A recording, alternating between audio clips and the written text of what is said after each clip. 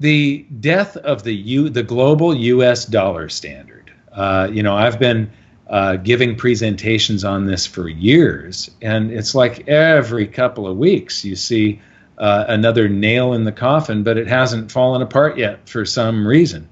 What do you think about the potential of a change in the world monetary system and what it would do for precious metals? Well, it's inevitable. And what we'll do for precious metals, I think it'll take them far higher in a paper price. And I don't know how long that will last this time. It's very difficult without, saying real time what will take place. But it's bullish for the metals. It's detrimental to the global economy in a way. But if the reset occurs, and it will, and we come out on the other side in a more honest, forthright, and truthful system, then it will be people beneficial. Demand it. I'm going to use Michael Rupert, who long deceased, but I'll give him credit because he said it. Unless we change the way money works, we've changed nothing. So what I've drilled on a few times is that all this ideology that we talk about with, communism, socialism, fascism, corporatism, democracy, republic, whatever, as long as the banking system is on top of that, and it is, really, they don't care what kind of political ideology you have. We might care in our heart of hearts and how we treat others and that type of thing from a philosophical perspective or even a practical one. But to the bankers, they don't care. I mean, the international banking cartel is just as powerful in most of these dictatorships, oligarchies, monarchies, or what have you, as they are anywhere else on the planet. So you've got to get outside of the box. And, I asked Foster Gamble, who did the Thrive movie, if I could have his pyramid for my purposes. Of course, I'll give him credit always. And it just shows, that basically the presidency of the United States or prime minister or whatever in any land is basically middle management when you compare it to the banking empire. And most people hate to hear that and don't even conceptualize what I just said. But unless you understand the way money works, and unless we change the way money works, nothing's really going to change. Yeah, the episode 4 of Hidden Secrets of Money shows how the financial sector gets to siphon away a huge portion of everybody's wealth. It's constantly, it's minuscule portions at a time, so people don't really notice it, but they get to ride for free and ride around in limousines with champagne at our expense. So, another thing is technological risk. The great unknown. Society is way out on this limb with a single point of failure. We've got both the internet and our reliance on very dense stored energy from millions of years ago, oil. And our reliance on these two single points of failure, I also have a little bit of cryptocurrency, but I think that there's the possibility someday of the internet going down. And one of the things that Dan said is it makes you want to get some emergency food, some water, some guns, and some gold, and just sit there. But I don't want to hide in a cave or anything like that. But there are civilizations that fail because they have a single point of failure in the past, and the entire world now is linked to all of this. And Robert Kiyosaki used to talk about the 5 Gs. You want ground, grub, gas, guns, and gold. And with the geopolitical risk, and then things like, do you know about the Stuxnet virus? I do. Yeah, there's a video out there called 0 Days that's definitely worth watching. But this virus is in almost every computer on the planet, and it just shows the power of. I think that one day the world is going to experience a period of time with no internet, and that means no international shipping. I'm on a little island here, where the island cannot possibly support the population of this island, and if there wasn't any international shipping coming in. So it gets pretty scary. Do you have any takes on single points of failure in societies? Well, I think what you said about preparing, I mean, I think there's, a balance here. I mean, if you don't prepare, I think that's rather illogical. But if you do nothing but prepare, that's just as bad. So I think there's a balance. I mean, especially in today's environment. So I think there's a happy place for anyone with some good common sense.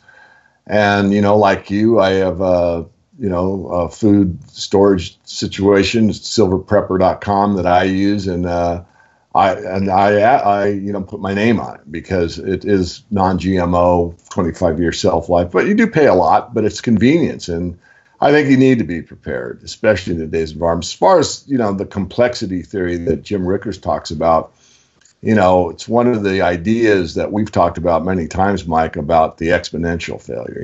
It's that one domino that hits 2 and nobody notices, which hits 4, not much happens, hits 8, not really noticeable, hits 16. So what? Oh, maybe your neighbor heard something, hits 32, 64, 128, and on it goes. All of a sudden, once it hits 256, you got a tipping point. It's unstoppable, and it continues to double every half second, and all of a sudden the internet's down in one large city, and that's all it takes. In other words, for a systemic risk to take hold and cause a disruption on, let's say, a nation state, let's just take the U.S., it doesn't mean that all power all over has to go down. It means basically if you lost the financial center in New York, that'd be enough, because you wouldn't be able to transact through the clearing banks.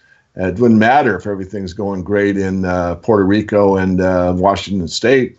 If you couldn't clear, you can't clear. So who gets paid and how and when? Credit cards stop. That means the grocery stores stop and the gas stops coming out of the pump. Things like that. Yeah. The food supply chain. I was just talking to somebody just a little while ago. We've got about 3 days of food in each city? Mm-hmm. Yes. Yeah.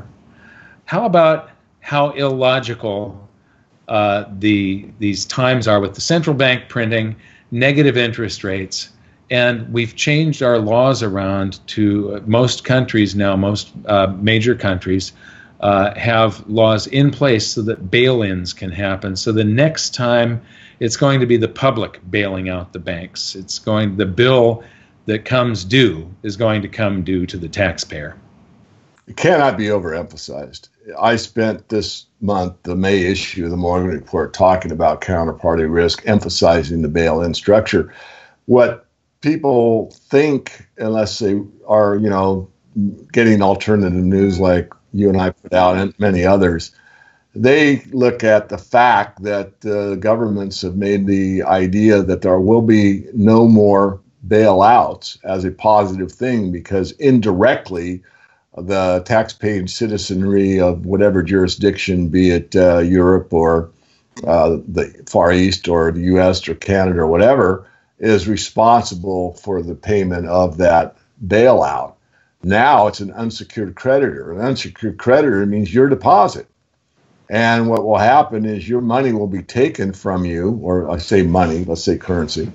Your currency will be taken from you, and you will become a shareholder in that bank with a piece of paper that has the bank's name on it. Whoop-de-doo. So you just had, depending on how much you have in a bank, as an unsecured creditor. And this is something that people just don't realize is at law almost everywhere, as you said, Mike. And not only can it happen, it will happen. When will it happen? I don't know. Will it happen everywhere at the same time? No. But Cyprus was pretty much the test case. And what's interesting, if you drill down that and put on your tinfoil hat, as you should, you'll realize that the oligarchs out of Russia got all their money out of Cyprus just before they bailed in that bank. Isn't that interesting how those coincidences take place? Yes. Yeah.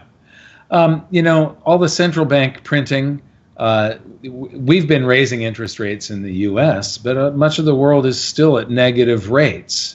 And so these illogical what is your take on can you possibly have a healthy economy when they're still doing emergency measures 9 years after the global financial crisis? They're still slapping patches on the economy with negative interest rates and currency creation. I mean, the ECB and Japan are still involved in massive currency creation. So what's your take there? And why isn't gold already $5,000 or $10,000 an ounce? Well, the first one's actually an easier question. I call the currency game the banker's last vestige of hope. And the reason I state that is because the Forex trade is the biggest trade on a daily basis.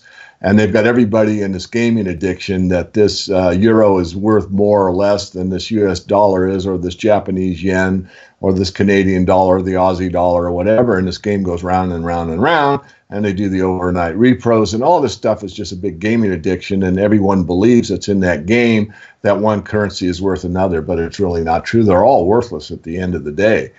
And so that keeps a lot of money out of the precious metals, because there's, again, much more money that's flowing between these make-believe differences in value between these different currency sets.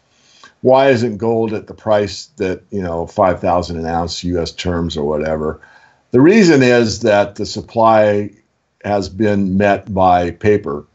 And I really need to be solid here, because what probably hasn't been voiced very often is that as much supply is put into the derivatives market that keeps the market suppressed because it supposedly moves on supply and demand, is that the physical demand has not been large enough to overpower the paper pushers or the derivatives market. And that's something that's very hard, a hard fact that most people haven't taken the time to think about.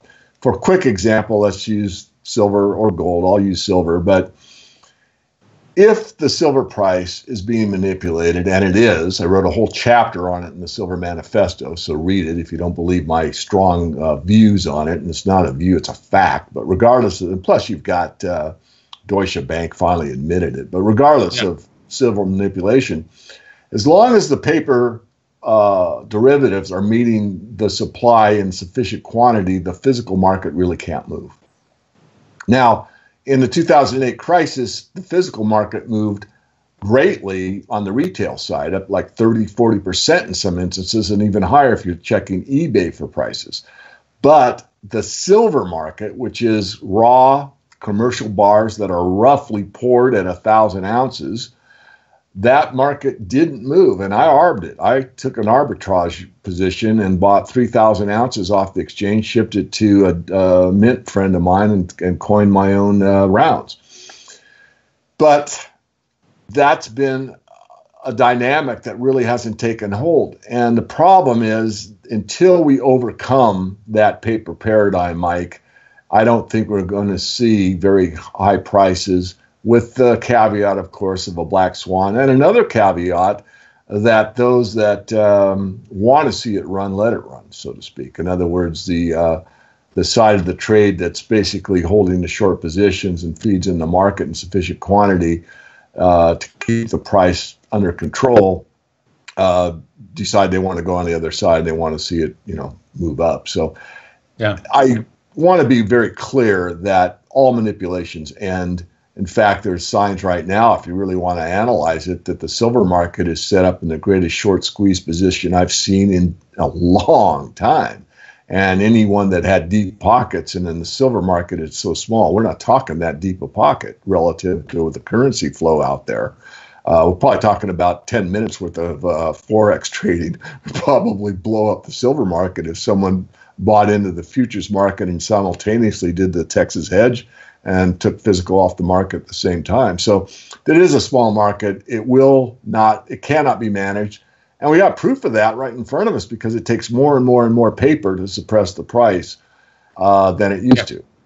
Well, thanks a lot. It's been a great conversation. I look forward to doing it again soon.